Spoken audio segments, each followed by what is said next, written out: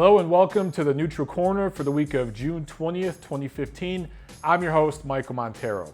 You know, I get a lot of questions from you guys on social media.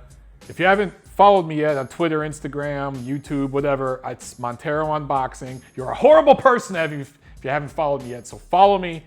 But for those of you who do follow me, I get a lot of questions, and so I wanted to kind of introduce a new feature each week going forward before we get into the review and preview of all the fights.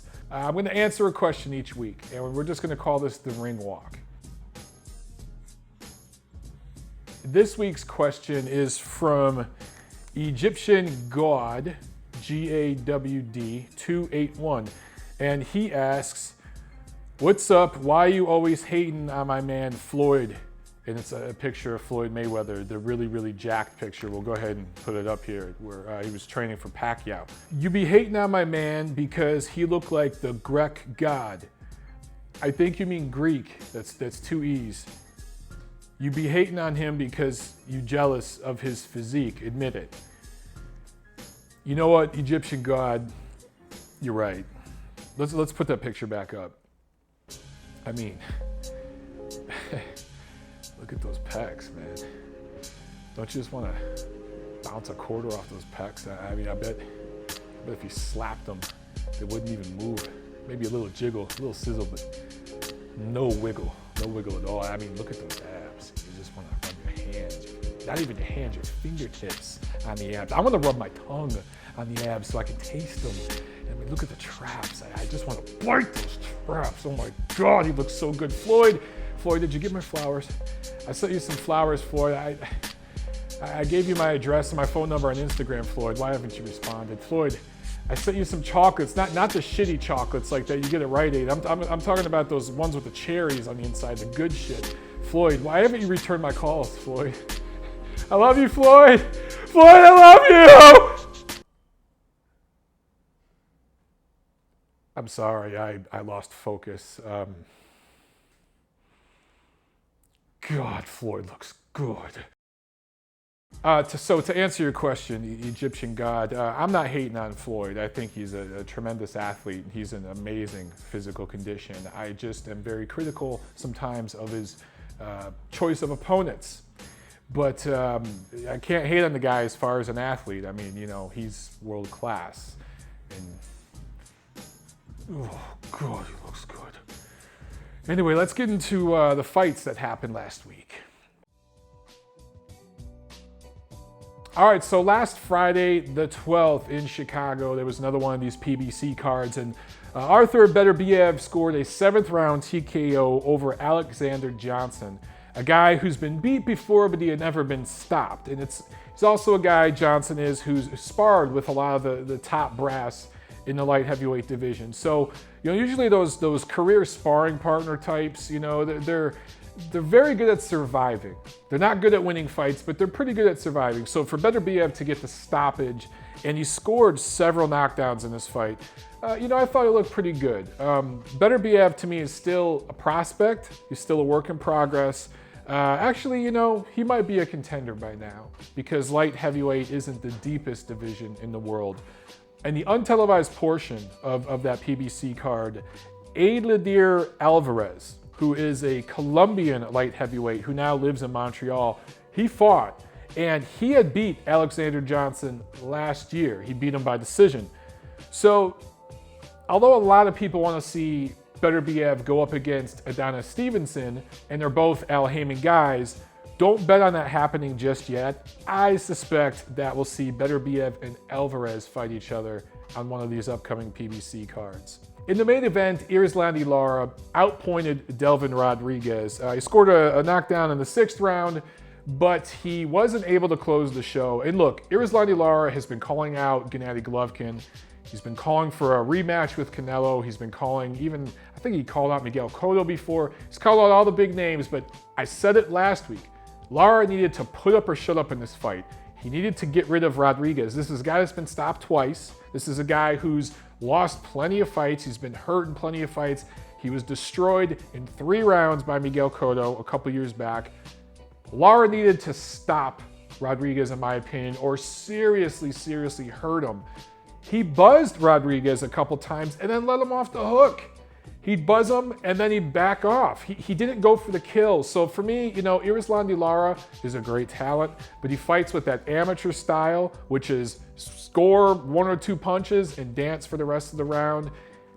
It's not, he doesn't understand that this is professional boxing. It's the hurt business. It's like I always say, it's not just hit and don't get hit, it's hurt and don't get hurt.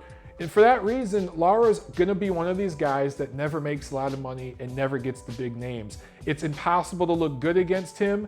He's very high risk in that respect and very low reward, and I just don't think he understands that.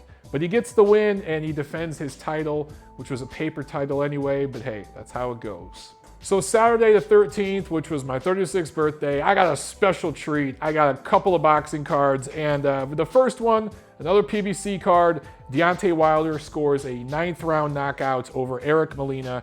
He scored several knockdowns during that fight, but he did look vulnerable, okay? First of all, I want to say that this is the first real PBC event that I felt Al Haymon did right, meaning he put it at the right venue. I don't understand why it was on Showtime. It should have been on NBC. I think that Al Haymon could have flip-flopped the card from the week before, headlined by Robert Guerrero, with this card.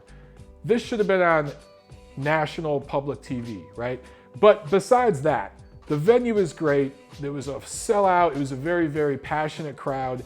And maybe some of that pressure got to Deontay Wilder. I expected him to carry Molina for at least 2 or 3 rounds because he'd want to entertain his fans. But I never thought this thing was going 9 rounds. That really surprised me. It also surprised me that Molina was able to tag Wilder, and he just missed with a few big left hooks as Wilder was pulling straight back. A guy with longer arms, and Molina, for a guy who's 6'4", he has very, very short arms. He's like a T-Rex in there. If he had longer arms, I really thought he could have nailed Wilder and hurt him. So Wilder showed some defensive liabilities, as he showed us before, but there's a plus side here. He showed an adjustment. I don't remember which round it was where he scored the first knockdown, but Wilder was, lunging with that right hand, and you could tell Molina was looking for it. He was looking for the right hand and, trying to duck under it. And Wilder saw that. It took him several rounds, but he finally saw it. He feinted with the right hand and came over with the left hook, and Molina didn't see it at all. I think Molina was back on the ropes, and you could see, like in the replay, he was looking right at Wilder's right shoulder, and here comes the left hook, bam, right in the chin, and it dropped him. That was pretty. It's pretty to see a young guy like Wilder make an adjustment like that on the fly, especially at heavyweight. So look, Wilder is still a work in progress. For all of you saying he's ready for Vladimir Klitschko, he ain't. I'm not even so sure he's ready for his mandatory Alexander Povetkin. So expect Al Haymon to work some magic with the WBC and get that delayed for a little while. On the undercard, Jose Pedraza scored a unanimous decision win over Andre Cleanoff to claim a vacant 130-pound title. I thought Pedraza looked pretty good. He seemed to really seize the moment here. I think he realized this was his big chance. Cleanoff is not a very strong guy. He's not a very powerful puncher. And Pedraza seemed to be able to handle anything he had coming to him. But Cleanoff has a lot of experience. He had a good amateur career. He's been in there with some solid pros, and Pedraza beat him up. So I think this was, a nice win for Pedraza. And he's from Caguas, Puerto Rico, the same hometown Miguel Cotto was from. I don't think Pedraza is going to take over for Cotto like the way that Felix Verdejo will, but he's a quality, good fighter from Puerto Rico.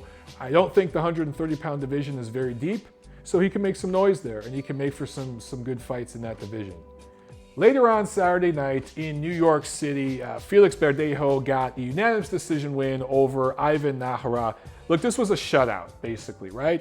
And I thought Verdejo looked good. He scored knockdowns in the 5th and 7th round. He was much taller, much longer. I think it's very clear that Verdejo is going to finish as a welterweight. Najara kind of did what he was supposed to do in there. He was supposed to take Verdejo rounds.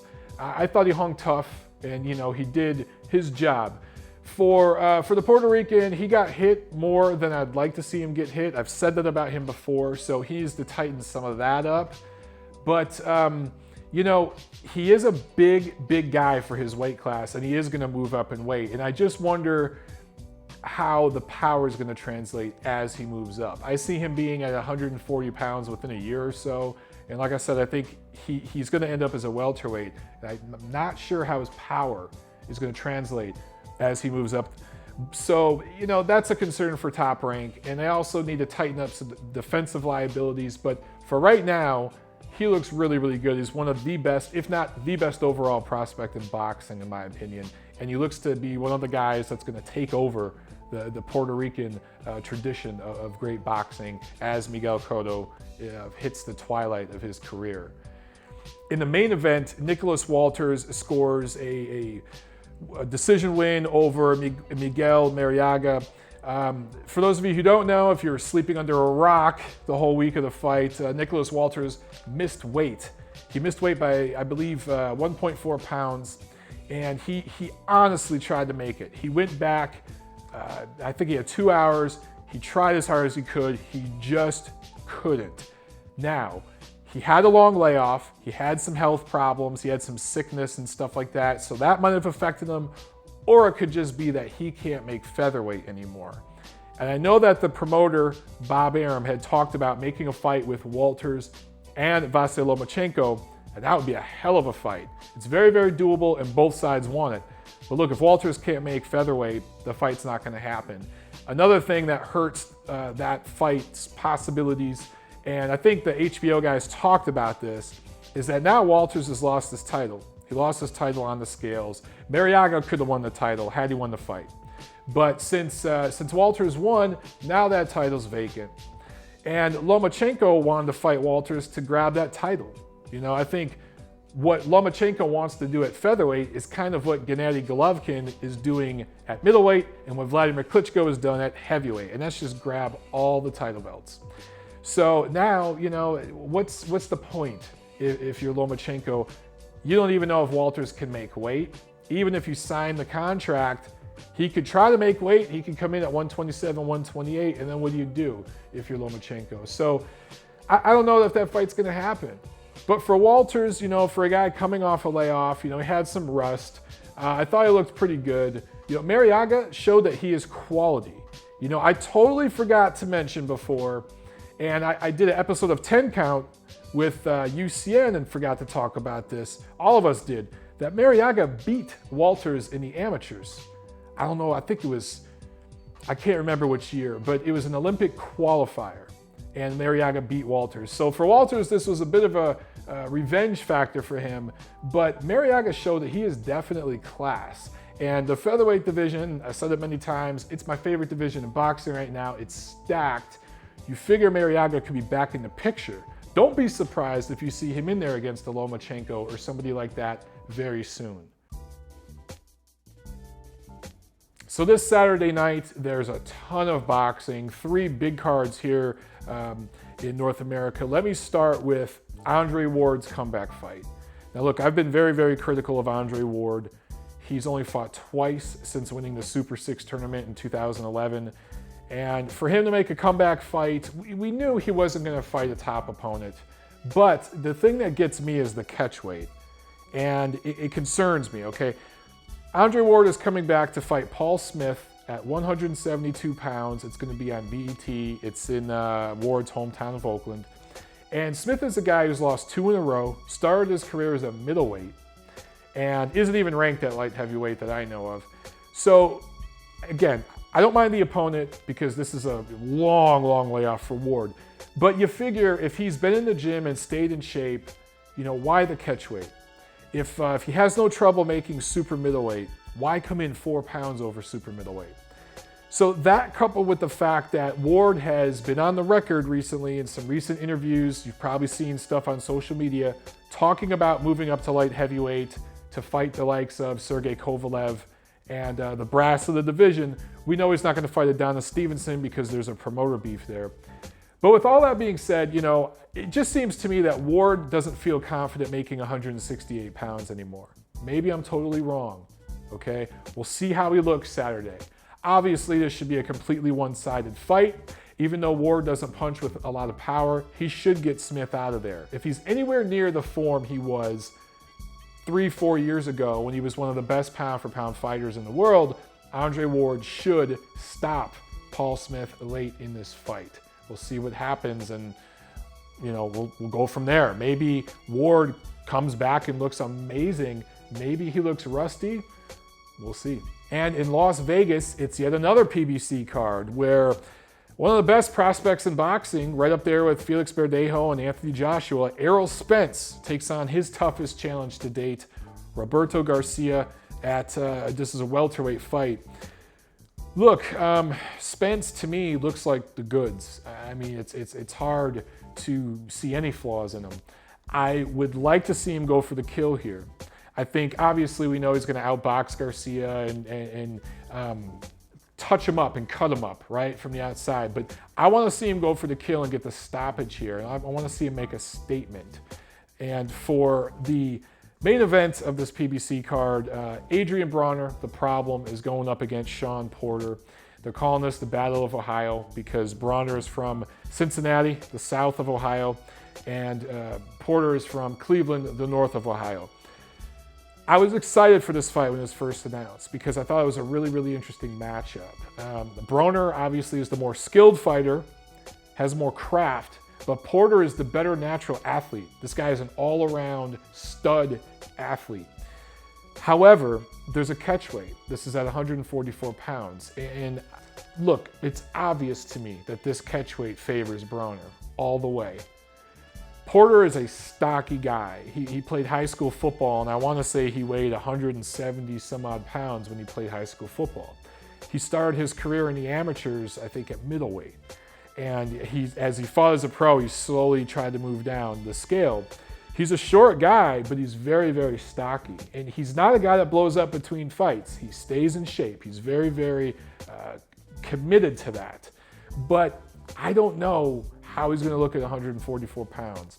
We'll find out. But for Adrian Broner, a guy that blows up in between fights, it shouldn't affect him as much to get down to 44 because he started so much lighter. And he's just not as muscular and as stocky as a guy as far as his bone density and everything as Porter is. So I thought, when this was signed that I definitely favored Porter. But with that catchweight, I just wonder if this goes into the later rounds, will Porter wear down? Will Broner be able to steal rounds by holding and grappling and touching him as he dives in? Because Porter will do that. He'll kind of dive in sometimes. So now this, to me, is like a pick-em fight. But the catchweight kind of kills it for me. Between Broner and Porter, I think that Porter has faced the slightly better opposition and done better against them. Look, he beat the hell out of Paulie Malignaggi, right? He walked right through him. He beat Devin Alexander, who is a good quality fighter. And even though Porter lost to Kell Brook, that was a close competitive fight. I thought that Brook just had a better game plan and executed better, and Porter didn't make any adjustments in that fight. But I'd be interested to see how he would do in a rematch because Porter has had rematches in the past and done well in rematches. But when you compare that to Broner's best work as a pro, he beat Ponce de Leon. Oh man, I can't remember what weight. That might have been 130 pounds. Don't quote me on that. It was a few years back. He had a split decision over Paulie Malignaggi. A lot of people thought Malignaggi beat Broner. And of course, he lost decisively to Marcos Maidana, who I still believe is a B-level fighter and a tad overrated. So all in all, Porter has the better body of work as a professional in terms of how he's done against top-level competition. Broner has obviously won more titles in different weight classes and everything, but he's just been very inconsistent and very, very lazy and undedicated in between fights. The catchweight is what kills me with this one, and that's why I slightly favor Broner by decision. I'm still going to tune in, I'm still going to watch, but it's not the best card of the night. To me, that is the middleweight championship fight between David Lemieux and Erislandy in Montreal. This is for a vacant middleweight title belt. Obviously, the linear champ at middleweight is Miguel Cotto, but to me, he's lost all legitimacy with that title. I think pretty much everybody recognizes the real champ at middleweight is Gennady Golovkin. The cool thing about this fight is I think it will actually be the best fight of the whole day, of all the cards that we have. Erislandy is going to bring it. He's not coming there to lose. It's going to be Lemieux's house, right? It's in Montreal, and he's the native son there, so it's going to be a very, very exciting crowd atmosphere. I think Montreal is the hotbed of boxing in the East Coast of North America. I think it completely has usurped New York in recent years. It's going to be a great, great atmosphere. And Erislandy is shown a willingness to get in there and throw a lot of punches, high punch volume in the past, but he's also shown that he's chinny. I know that Lemieux was stopped once, and he's shown that he can be hurt. I just don't know if N'Dam has the power to do that. That's what's going to be interesting about this fight. You know, I do think Lemieux has the power to hurt N'Dam. So I think after some early, maybe scary moments, maybe N'Dam buzzes Lemieux once or twice, but I think it'll be competitive halfway through. And then I think Lemieux takes over, and I believe Lemieux will score the late stoppage in this fight. The best thing about all this is I do think a fight between the winner of this bout and Triple G is possible. I don't know if that'll happen this year, but I think it could happen next year. And it's a very, very legitimate fight. It'd be very, very exciting. And should Lemieux win, he's going to want to fight in Montreal. And Team Golovkin has stated, for the record, they would be willing to go to Montreal. Should Erislandy win, he has fought in Southern California, in the LA area, several times. So a fight between him and Golovkin here in LA, that could happen this year, because N'Dam will fight anybody, anywhere, anytime.